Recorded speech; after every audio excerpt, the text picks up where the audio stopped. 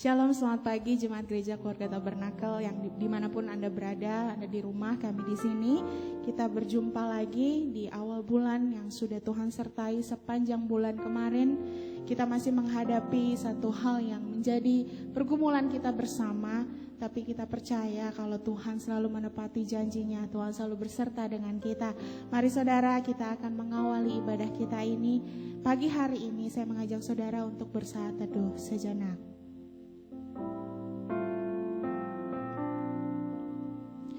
Bapa di dalam surga, kami mengucap syukur Tuhan. Penyertaan Allah, penyertaan Tuhan kami rasakan setiap hari. Biarlah kami terus Tuhan setiap hari bertambah lagi kuat di dalam Engkau Tuhan. Kami percaya Kau selalu hadir bagi kami Tuhan. Untuk itu Tuhan, pagi hari ini kami datang kepadamu Bapa. Kami mau bawa seluruh kehidupan kami Tuhan ke dalam tangan-Mu Tuhan. Mari Roh Kudus datang ke hadapan kami. Jamah kami Tuhan, jamah kami Roh Kudus.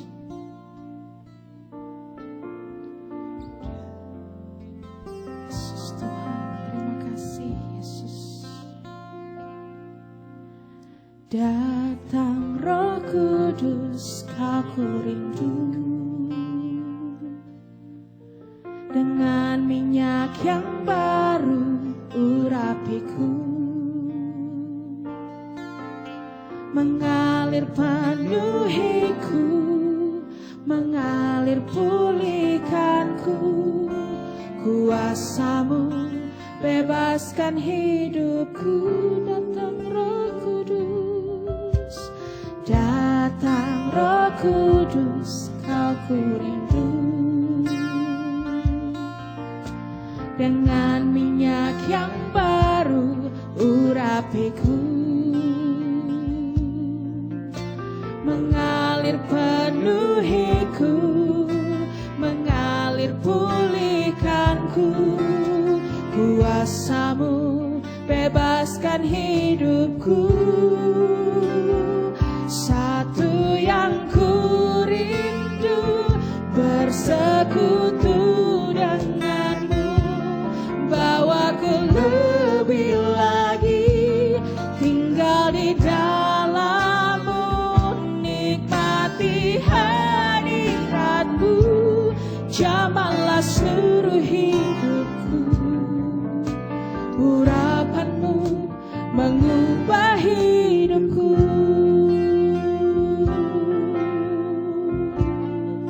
Datang Roh Kudus, datang Roh Kudus, Kau ku rindu. Dengan minyak yang baru urapiku, mengalir penuhiku, mengalir pulihkanku. Kuasa-Mu bebaskan hidup. Satu yang ku rindu, satu yang ku rindu, bersekutu denganmu. Bawaku lebih lagi tinggal di dalam-Mu, nikmati hadirat-Mu. Jamahlah seluruh hidupku. Urapan-Mu mengubah satu yang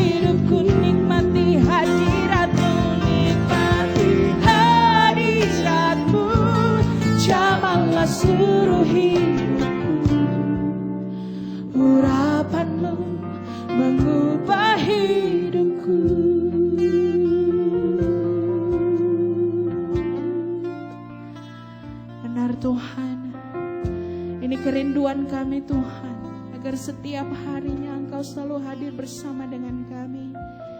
Mari Roh Kudus Engkau memimpin setiap langkah kami setiap hari Tuhan. Kami rindu lawatan-Mu Tuhan. Di tengah kekhawatiran dunia ini Tuhan, kami tetap percaya. Kami memegang janji-Mu bahwa Engkau selalu beserta dengan kami. Kerinduan kami untuk selalu datang ke dalam hadirat-Mu Tuhan. Memuji menyembah Engkau. Karena Engkau Allah satu-satunya yang layak kami puji dan sembah. Kami datang pada pagi hari ini Tuhan membawa seluruh kehidupan kami. Kau jamah setiap kehidupan kami Tuhan. Baik kami di sini maupun kami yang di rumah. Kau jamah seluruh Tuhan keluarga kami. Bangsa kami Tuhan. Karena kami percaya Engkau Allah satu-satunya yang sanggup dan akan terus menepati janji-Mu di dalam kehidupan kami. Terima kasih Tuhan untuk perbuatan perlindungan Tuhan, penyertaan Tuhan sepanjang bulan lalu Tuhan. Ketika kami memasuki awal bulan yang baru ini, biarlah kami tetap menyerahkan semua ke dalam tangan-Mu. Kami rindu mujizat-Mu terjadi, pemulihan terjadi Tuhan. Untuk kami, bangsa kami, dunia ini Tuhan. Kau mau menyertai kami Tuhan sepanjang ibadah ini. Engkau yang sucikan kuduskan kami Bapa. Layakan kami untuk kami mengangkat pujian dan penyembahan kami hanya ke dalam hadirat-Mu Tuhan. Kau Allah yang beserta dengan kami. Kau menyertai kami di setiap langkah kami Tuhan. Kami serahkan ibadah kami dari awal pertengahan hingga akhirnya ke dalam tangan-Mu. Hanya di dalam nama Tuhan Yesus Kristus kami sudah berdoa dan mengucap syukur. Haleluya. Amin. Mari saudara, kita mau puji Allah kita mau percaya ketika kita memuji Allah kita bahwa ada kuasa di setiap pujian kita. Ada kuasa di dalam pujian.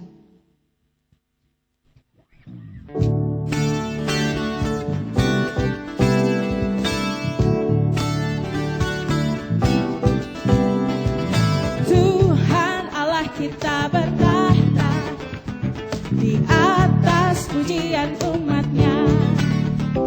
Tuhan Allah kita bertahta di atas pujian umat-Nya. Bila Allah hadir di tengah kita, kuasanya mengalir dengan dahsyatnya. Ada kuasa dalam pujian, bernyanyilah segenap hati dan jiwa. Sebab ada kuasa dalam pujian yang sanggup membungkam kekuatan lawan. Tuhan Allah kita bertahta, Tuhan Allah kita bertahta di atas pujian umat-Nya. Tuhan Allah kita bertahta di atas pujian umat-Nya. Bila Allah hadir di tengah kita, kuasanya mengalir dengan dahsyatnya. Ada kuasa dalam pujian, bernyanyilah segenap hati dan jiwa. Sebab ada kuasa dalam pujian yang sanggup membungkam. Ada kuasa dalam pujian, bernyanyilah segenap hati dan jiwa. Sebab ada kuasa dalam pujian yang sanggup membungkam. Sekali lagi, ada kuasa dalam pujian, bernyanyilah segenap hati dan jiwa. Sebab ada kuasa dalam pujian yang sanggup membungkam kekuatan lawan, yang sanggup membungkam kekuatan lawan, yang sanggup membungkam kekuatan lawan. Ada kuasa, puji Tuhan. Amin saudara, kita percaya setiap kita mengangkat pujian kita kepada Tuhan kita, di situ mengalir kuasa dari Allah kita. Untuk itu saudara, mari kita persiapkan hati kita untuk kita menerima firman Tuhan pada pagi hari ini, terlebih kita menerima perjamuan kudusnya. Bapa, kami tahu Tuhan sungguh besar kuasa-Mu di dalam kehidupan kami. Kami selalu percaya Tuhan bahwa janji-Mu, kuasa-Mu selalu ajaib bagi kami.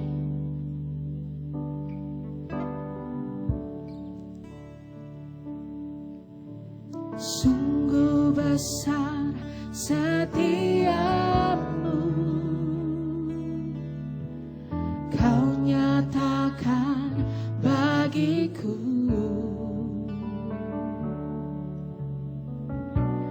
Kau Bapa yang selalu mengerti isi hatiku.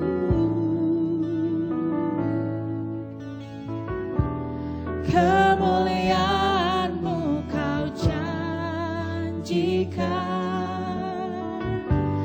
aku tetap percaya,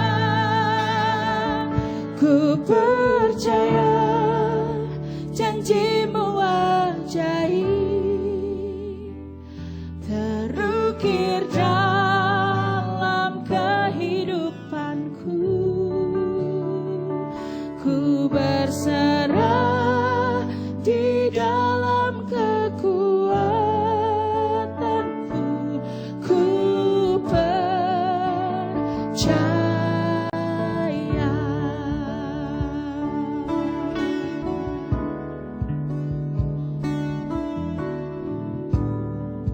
Katakan, sungguh besar setiamu Tuhan, sungguh besar setiamu,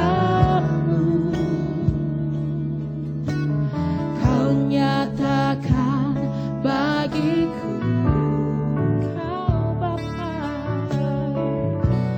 Kau Bapa yang selalu mengerti isi hatiku.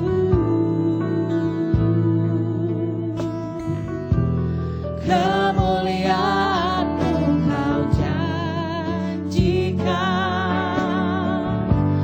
aku tetap percaya, ku percaya janji-Mu ajaib,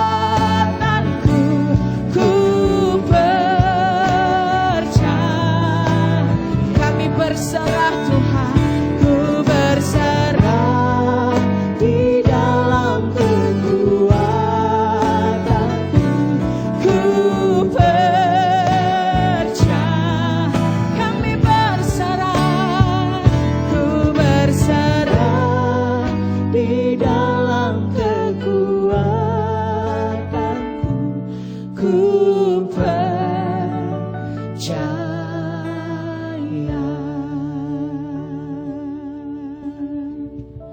Benar Tuhan, kami selalu percaya bahwa janji-Mu ya dan amin. Untuk itu Tuhan, pada pagi hari ini kami terus Tuhan rindu. Hidup kami dipenuhi oleh kuasa Roh Kudus-Mu. Hidup kami terus dipupuk Tuhan dengan firman-Mu yang kudus Tuhan. Terlebih hari ini Tuhan, pagi hari ini kami menerima perjamuan kudus-Mu Tuhan. Mari Tuhan Kau jamah setiap kami. Jemaat-jemaat-Mu Tuhan dimanapun mereka berada Tuhan. Kami menyerahkan kehidupan kami Tuhan. Kami mau duduk di bawah kaki-Mu Tuhan. Kami mau dengar-dengaran firman-Mu Tuhan. Kami siap mendengarkan firman-Mu Tuhan. Biarlah Engkau yang mampukan kami untuk kami melakukan firman-Mu terus Tuhan di dalam kehidupan kami. Terima kasih Tuhan, kami menyerahkan Tuhan Ibu Gembala kami ke dalam tangan-Mu. Biar Tuhan mau mengurapi mulut bibirnya Tuhan, agar setiap firman Tuhan yang disampaikan boleh sesuai dengan isi hati-Mu. Dan kami juga menyerahkan Bapak Pendeta Stephen yang akan membacakan ayat.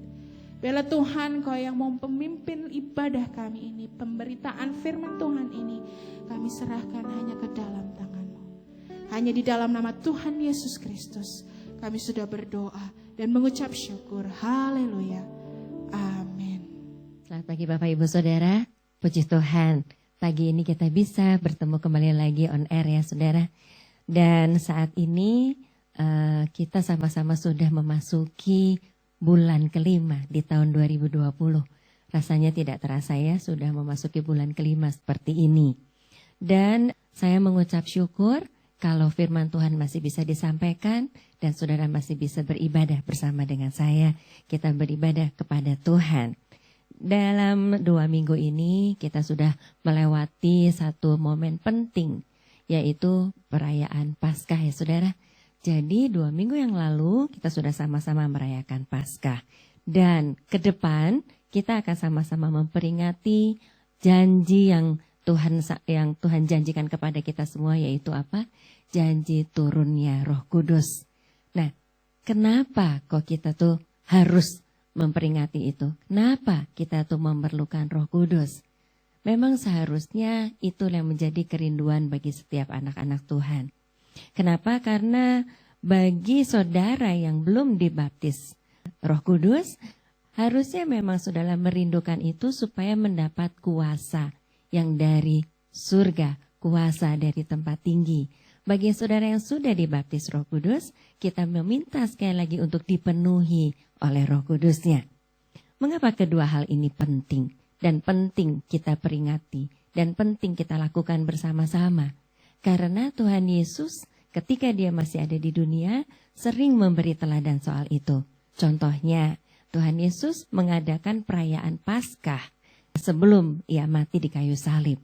Dan itu perayaan Paskah itu memang perintah Tuhan untuk diperingati setiap tahun. Dan seperti teladan Tuhan Yesus, demikian juga kita yang di dunia ini, kita sebagai umat Tuhan, sama-sama setiap tahun memperingati kelahiran Tuhan Yesus, kematian Tuhan Yesus, kebangkitannya, kenaikannya ke surga, dan juga kita memperingati janji Tuhan Yesus yang berjanji mencurahkan Roh Kudusnya. Dan apakah hanya waktu-waktu ini Roh Kudus dicurahkan atas kita? Sebetulnya tidak ya saudara ya. Sejak di mana para rasul menerima baptisan Roh Kudus, Alkitab menjelaskan bahwa sampai dengan saat ini rohnya dicurahkan kepada kita.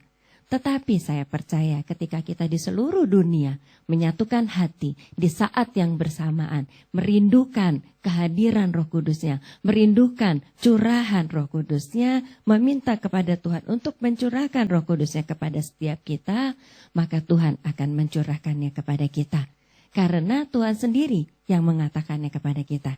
Mari kita baca dari Kisah Para Rasul 1 ayat 4-5 dan ayat 8. Kisah Para Rasul 1 ayat 4 dan 5 dan 8. Pada suatu hari ketika ia makan bersama-sama dengan mereka, ia melarang mereka meninggalkan Yerusalem dan menyuruh mereka tinggal di situ menantikan janji Bapa yang demikian katanya.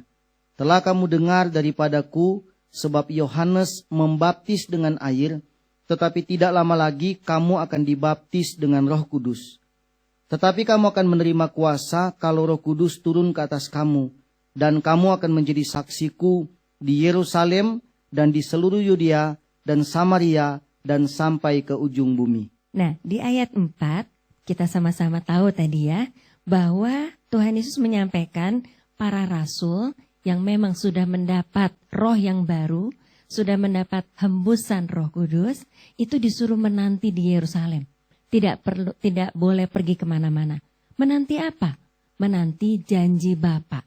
Kita tahu, saya sudah menjelaskan kalau ada kata menanti, berarti kita menanti sesuatu yang sudah dijanjikan dan itu pasti akan digenapi. Yang dinanti adalah janji Bapa. Rupanya janji Bapa itu adalah apa? Dibaptis Roh Kudus. Itu disampaikan di ayat 5. Kata dibaptis kita sudah tahu artinya dicelupkan atau dibenamkan. Jadi dibaptis dengan Roh Kudus itu artinya dibenamkan dengan Roh Kudus. Kata dengan sendiri kalau dari bahasa Yunaninya artinya sebetulnya dalam.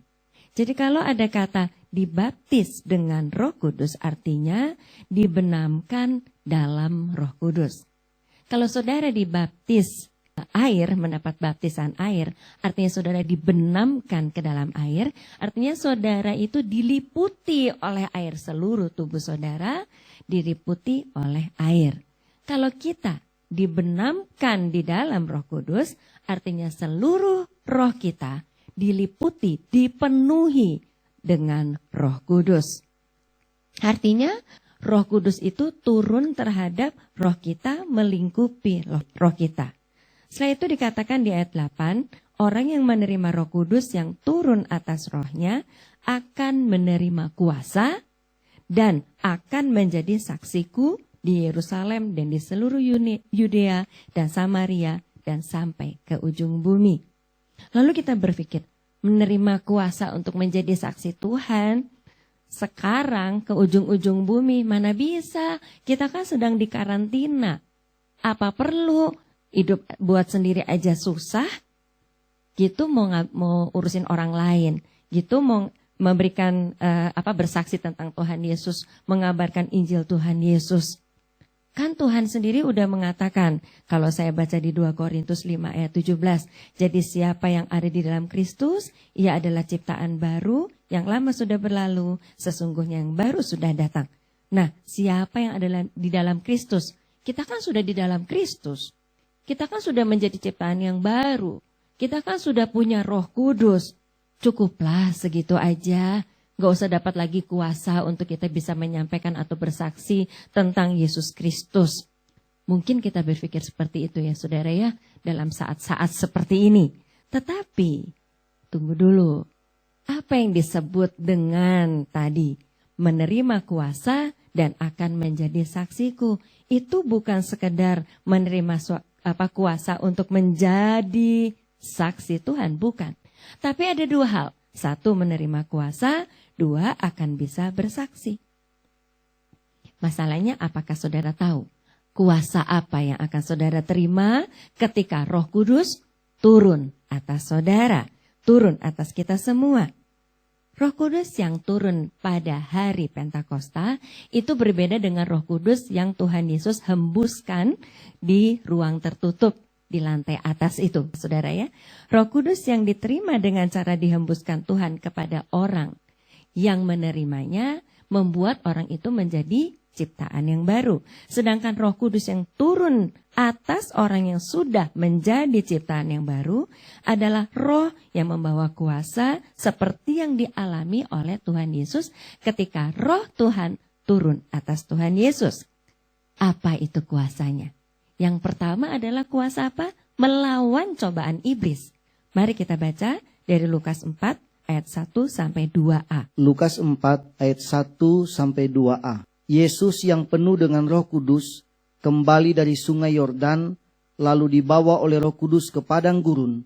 Di situ ia tinggal 40 hari lamanya dan dicobai iblis. Kita tahu Ketika Yesus Kristus sudah dibaptis dan menerima Roh Kudus, penuh dengan Roh Kudus, dibawa ke padang gurun untuk dicobai oleh iblis. Dan Yesus berhasil menang, melawan semua pencobaan iblis. Yesus tidak jatuh di dalam pencobaan iblis. Kita semua yang ada di dunia ini hidup di dalam atmosfer dosa. Bisa saja kita tanpa sadar jatuh di dalam pencobaan-pencobaan yang datangnya dari iblis. Nah, Tuhan Yesus menerima kuasa dan menang dari pencobaan apa? Pertama, menjadi hamba perut, artinya ia tidak mementingkan kebutuhan jasmaninya, padahal pada waktu itu dia lapar. Tapi dia tidak mementingkan kebutuhan jasmaninya sehingga dia harus menyembah iblis, tidak. Dia justru menang terhadap pencobaan itu karena dia mementingkan kebutuhan yang bersifat rohani, yaitu apa? Dia hanya menyembah Allahnya. Kemudian Yesus menang dari menjadi hamba iblis.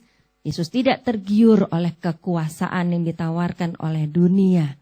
Tetapi Yesus itu tetap fokusnya adalah setia menyembah Tuhan. Yang ketiga, Yesus tidak jatuh dalam mencobai Tuhan. Tidak. Dia mengatakan bahwa hanya dia tidak mau menantang. Dia mau mengikuti apa yang Tuhan suruh. Nah, bagaimana dengan kita sebagai anak-anak Tuhan? Kita ini memang hidup di dunia yang dalam atmosfer dosa. Harusnya kita membutuhkan roh yang penuh kuasa itu supaya kita bisa mengatasi segala cobaan yang datangnya dari iblis. Kita bisa hidup di dunia ini tetapi berjalan di dalam firman Tuhan karena tuntunan dari Roh Kudus. Lalu apalagi yang kedua? Yang kedua, setelah dipenuhi dengan Roh Kudus, Yesus mendapat kuasa dalam pelayanannya atau dalam melayani Tuhan. Pada waktu itu, Yesus sebagai manusia biasa yang punya tugas untuk memberitakan keselamatan, ditugasi oleh Bapa di surga. Mari kita baca dari Lukas 4 ayat 18 sampai 19. Lukas 4 ayat 18 dan 19. Roh Tuhan ada padaku, oleh sebab ia telah mengurapi aku untuk menyampaikan kabar baik kepada orang-orang miskin, dan ia telah mengutus aku untuk memberitakan pembebasan kepada orang-orang tawanan dan penglihatan bagi orang-orang buta, untuk membebaskan orang-orang yang tertindas, untuk memberitakan tahun rahmat Tuhan telah datang. Yesus tahu dia sebagai manusia biasa memang membutuhkan Roh Kudus. Dan dia sudah beriman, dia tahu bahwa Roh Kudus memenuhi Yesus sehingga dia bisa memberitakan kabar baik sesuai dengan tugas dari Bapanya di surga.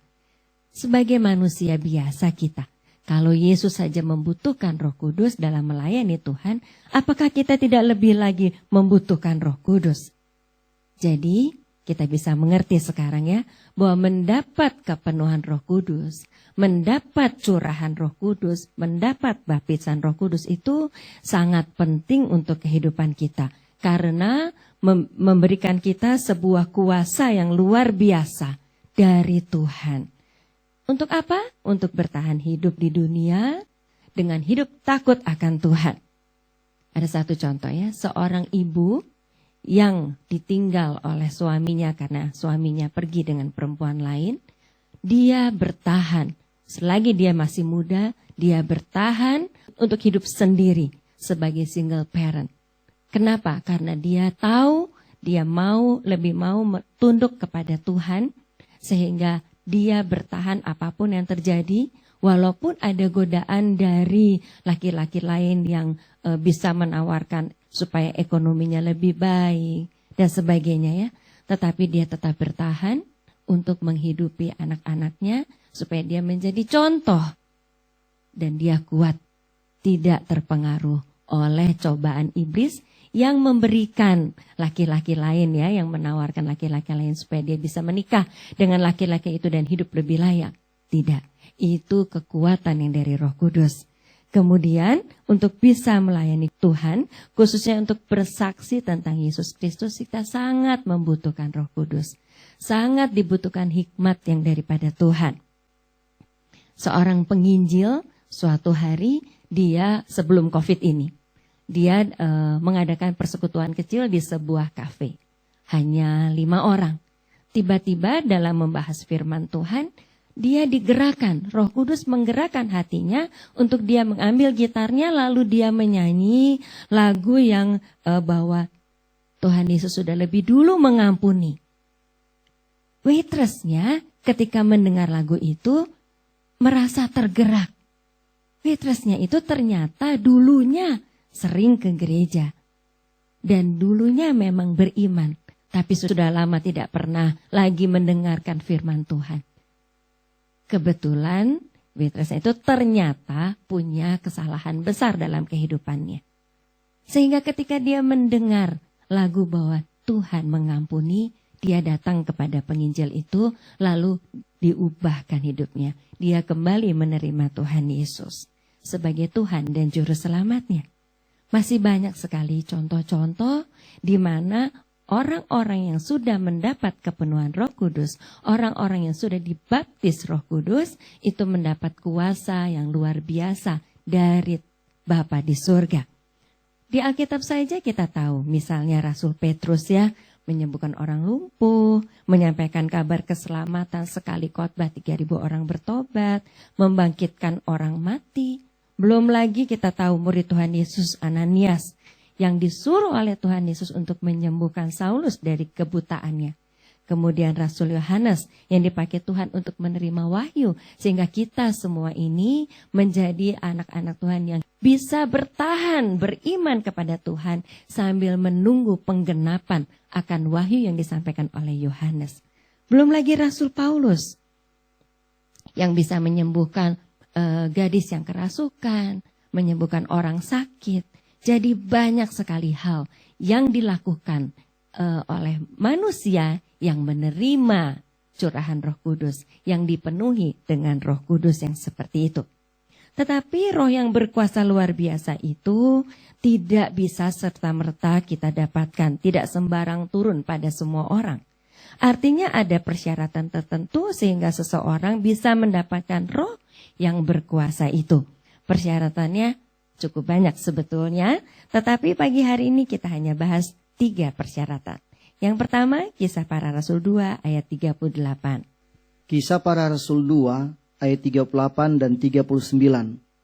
Jawab Petrus kepada mereka, "Bertobatlah dan hendaklah kamu masing-masing memberi dirimu dibaptis dalam nama Yesus Kristus untuk pengampunan dosamu.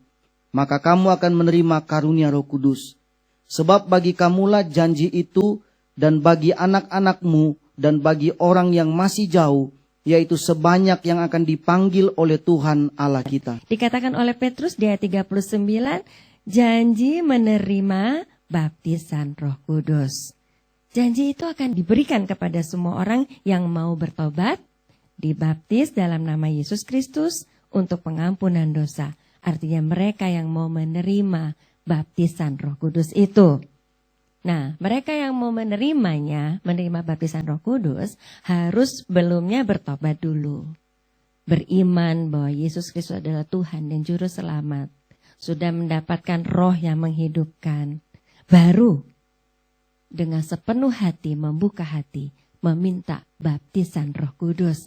Jadi mereka yang belum percaya, mereka yang belum beriman bahwa Yesus Kristus adalah Tuhan dan Juru Selamat, belum bisa mendapat baptisan Roh Kudus. Belum bisa mendapat kuasa yang dari Tuhan Yesus.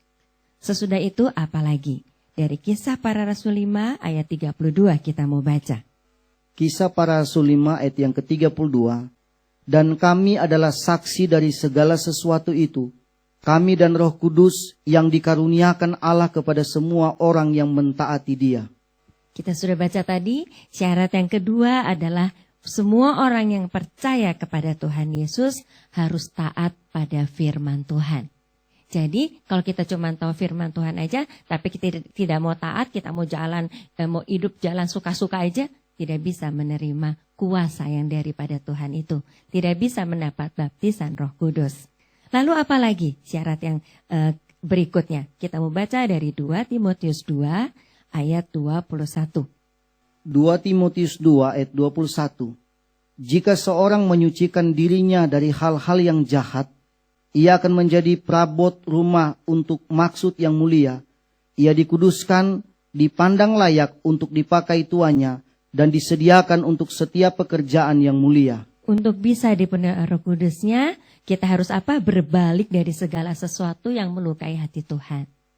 Kita tahu kita salah, berbalik kepada Tuhan, minta ampun kepada Tuhan, minta dipenuhi dengan Roh Kudusnya, minta disucikan, supaya kita apa? Kita bisa menjadi perabot yang bagus, artinya kita bisa menjadi alat Tuhan, untuk dipakai Tuhan menjadi sesuatu untuk kemuliaan Tuhan. Sampai di sini bagaimana dengan saudara? Apakah saudara sekarang sudah lebih mengerti, mau membuka hati untuk menerima, dipenuhi kembali oleh Roh Kudus, untuk menerima baptisan Roh Kudusnya? Selama kita ada di karantina seperti ini, salah satu firman Tuhan yang saya sampaikan ketika kita menunggu waktu pertolongan Tuhan adalah mari kita berbalik kepada Tuhan. Mari kita introspeksi. Adakah sesuatu yang selama ini salah yang kita lakukan? Kalau ada, mari segera berbalik. Minta ampun kepada Tuhan supaya kita dipulihkan. Supaya kita dikuduskan kembali. Sehingga ketika saat sekarang kita mau menerima pencurahan Roh Kudusnya, kita mau atau kita rindu untuk dibaptis oleh Roh Kudus, maka Tuhan akan memberikannya kepada kita. Ada beberapa contoh orang-orang yang sudah mendapat baptisan Roh Kudus. Seorang penginjil yang ada di Yordan yang saya kenal. Suatu hari dia melihat sebuah keluarga miskin di mana ibunya sedang sakit. Keluarga ini belum beriman kepada Tuhan Yesus. Tetapi ketika dia melihat seperti itu, dia sampaikan, bertanya pada keluarganya, mengapa ibunya? Lalu pihak keluarga bilang begini, sudahlah, dia sudah tua, kelihatannya tidak ada obat yang bisa mengobati penyakitnya. Lalu penginjil ini mendapat satu dorongan dari Roh Kudus untuk mendoakan. Lalu, bolehkah saya mendoakannya? Keluarganya menyetujuinya. Lalu didoakan. 3 hari kemudian, penginjil ini kembali mengunjungi keluarga itu. Dia melihat bahwa ibu ini udah bisa duduk. Lalu mulai bisa makan. Lalu keluarganya menyampaikan, heran setelah didoakan, besoknya ibu ini terbangun dan mulai minta minum. Lalu mulai belajar duduk. Pada waktu itu didoakan lagi. Lalu seminggu kemudian didatangi lagi keluarga ini. Ternyata ibu ini sudah bisa makan bersama di meja makan. Tuhan menjamah. Belum lagi kita sebagai hamba-hamba Tuhan ya, kalau saya ini sebagai gembala yang ditugasi untuk menggembalakan jemaat yang Tuhan percayakan. Beberapa waktu yang lalu sebelum COVID ini juga ada satu jemaat yang kerasukan roh jahat. Saya diberitahu oleh Roh Kudus untuk jangan takut. Lalu saya mendekati dia, saya menumpangkan tangan pada kepalanya, kemudian saya mendoakan di dalam nama Tuhan Yesus, roh jahat keluar. Dia terkapar, seolah-olah seperti tertidur. Waktu dia bangun, dia bilang, kenapa saya ada di lantai? Puji Tuhan, itu bukan kuasa di dalam hati saya, tetapi kuasa Roh Kudus yang Tuhan berikan kepada saya, membuat saya, memampukan saya melakukan seperti itu. Bisa jauh-jauh saudara, tadi malam Pendeta Yosua Sembiring baru bersaksi bahwa dia baru saja melepaskan roh jahat yang merasuki seseorang, sudah didoakan sekitar 2 jam oleh jemaat-jemaat dari gereja lain. Dia sebetulnya awalnya merasa kurang enak ya kalau dia melayani bukan jemaatnya karena takut ada salah pengertian. Tetapi gembalanya menyampaikan bahwa gak apa-apa Pak Yos, ayo kita sama-sama hamba Tuhan, mari kita doakan. Kemudian Pak Yos datang ke rumah jemaat yang dirasuk roh jahat itu, didoakan 5 menit kemudian jemaat itu menjadi sadar. Luar biasa rupanya ya, kuasa dari Tuhan Yesus melalui Roh Kudusnya itu luar biasa. melalui beberapa kesaksian, pencurahan Roh Kudus atau kuasa yang dilakukan oleh Roh Kudus yang bekerja pada setiap anak-anak Tuhan, ada yang bersifat permanen, ada yang misalnya memang orang itu mendapat kuasa atau karunia menyembuhkan. Orang yang ini mendapat karunia untuk melepaskan orang dari roh jahat. Orang yang satu lagi mendapat karunia memberikan mujizat. Dan itu didapatnya untuk kurun waktu yang lama. Tetapi Tuhan juga memakai orang-orang yang mau Tuhan pakai hanya saat itu saja. Contohnya kita sudah tahu, kembali saya kagum dengan pilot Mavela itu ya. Nah dia pada waktu itu belum waktunya dia lepas landas. Tapi Roh Kudus bilang, ayo sekarang saja kamu lepas landas. Ketika dia lepas landas 3 menit sebelum waktunya, ternyata ketika sudah sampai di atas, pesawatnya sampai di atas, terjadi tsunami di kota Palu. Luar biasa rupanya kuasa-kuasa yang Tuhan berikan melalui Roh Kudusnya kepada anak-anak Tuhan. Beberapa pelayan-pelayan Tuhan di gereja kami juga seperti itu. Yang tadinya tidak bisa syuting, tidak punya latar belakang untuk merekam video, tiba-tiba dituntun oleh Tuhan melalui beberapa hal bisa melakukan itu. Yaitu sedang merekam saya saat ini. Lalu yang tidak punya latar belakang jadi soundman. Setelah dibaptis tiba-tiba kok dapat pelayanan di situ. Belajar sendiri. Sekarang bisa, canggih. Jadi Roh Kudus itu kalau mau memberikan kepada seseorang pasti punya maksud yang baik. Yaitu untuk melayani Tuhan. Juga untuk menjadi kekuatan dalam kehidupannya sendiri. Saya mengatakan kepada tim misi di gereja kami, kita kan memang sedang dirumahkan. Tapi bukan berarti tim misi tidak bisa berjalan, bukan. Tuhan akan memberi hikmat kepada orang-orang yang memang diberi karunia untuk mengabarkan kabar baik dengan cara yang tertentu. Saya menyampaikan ketika ditunjukkan oleh Tuhan siapa yang harus disampaikan kabar baik, lewat WA mungkin, lewat SMS mungkin, lewat telepon mungkin, lakukan. Bagian kunjungan juga nggak boleh mengunjungi Bu Mia. Ya tidak usah mengunjungi, tetapi dia punya satu tanggung jawab untuk mengetahui bagaimana keberadaan jemaat-jemaat ini selama kita tidak bertemu di hari Minggu. Lalu ditelepon, di WA, apa kabar, apakah semua sehat. Sehingga apa? Kita semua sebagai anak-anak Tuhan merasakan, oh iya ada teman ya, saya ini tidak sendirian. Ada orang yang memperhatikan saya. Tuhan bisa memakai setiap kita untuk menjadi berkat bagi orang lain. Itu adalah kemampuan yang Tuhan berikan lewat Roh Kudusnya. Ketika Roh Kudus itu memenuhi kita, ketika Roh Kudus itu membaptis kita.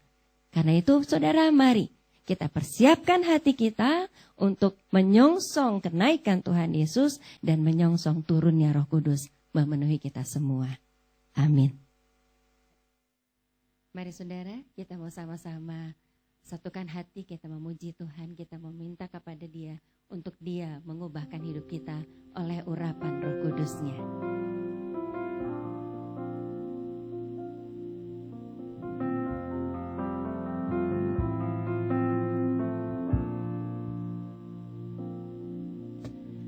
Datang Roh Kudus, kau ku rindu, dengan minyak yang baru urapiku, mengalir penuhiku, mengalir pulihkanku, kuasa-Mu bebaskan hidupku.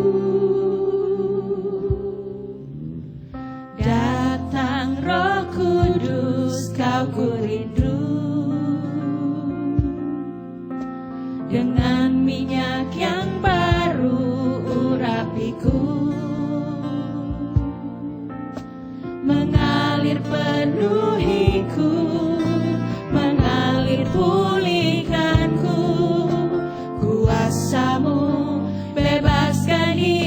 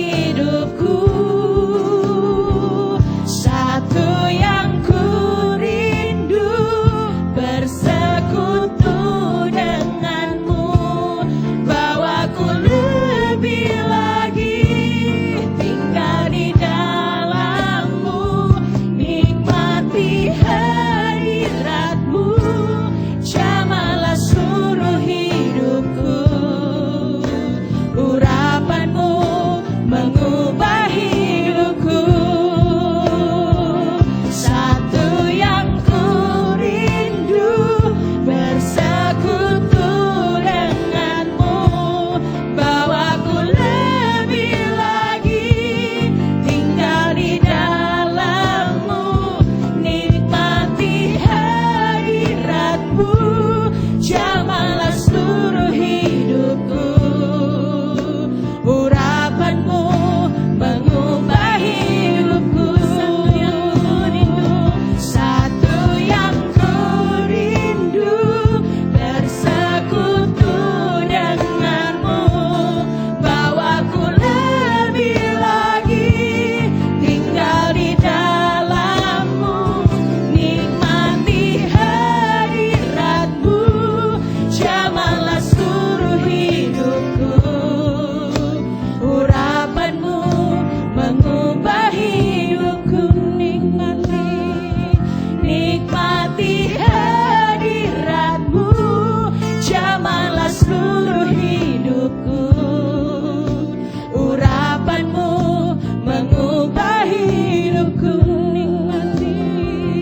nikmati hadiratmu, jamahlah seluruh hidupku. Urapanmu mengubah hidupku. Mari jemaat yang ada di rumah dan ada di tempat ini, kita mau bangkit berdiri. Kita mau persiapkan hati kita untuk perjamuan kudus. Kami merindukan Tuhan, agar Roh Kudus-Mu saja yang memenuhi kehidupan kami. Karena dengan urapan Roh Kudus-Mu, itu dapat mengubahkan setiap karakter buruk kami. Dapat mengubahkan setiap hal-hal yang tidak berkenan di hadapan-Mu. Dan kami mau Tuhan diubahkan. Kami mau menerima kuasa yang daripada-Mu Tuhan. Untuk kami boleh diperlengkapi. Kami boleh menjalankan kehidupan kami dengan tuntunan Roh Kudus-Mu. Dan kami boleh melayani-Mu dengan kuasa yang daripada-Mu. Dan pada saat ini Tuhan, kami rindu makan semeja dengan Engkau. Kiranya Engkau sendiri yang mengurapi perjamuan kudus ini Tuhan. Urapi dengan urapan-Mu sehingga kuasa-Mu boleh turun atas kami ketika kami makan dan minum perjamuan kudus ini Tuhan. Ampuni semua dosa dan kesalahan kami, sucikan dan kuduskan kami, layakkan kami untuk makan dan minum perjamuan kudus ini. Dan ketika mereka sedang makan, Yesus mengambil roti, mengucap berkat, memecah-mecahkannya lalu memberikannya kepada murid-muridnya dan berkata, ambillah, makanlah, inilah tubuhku. Bukankah roti yang kita pegang ini adalah tubuh Tuhan Yesus? Amin. Makanlah di dalam iman kepada Tuhan Yesus.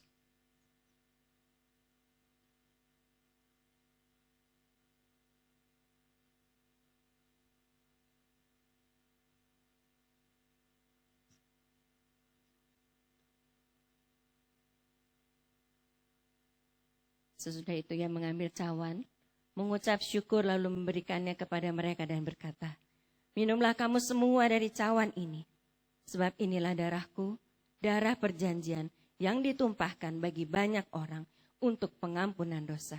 Bukankah anggur yang kita pegang ini adalah darah Tuhan Yesus? Amin. Minumlah di dalam iman kepada Tuhan Yesus.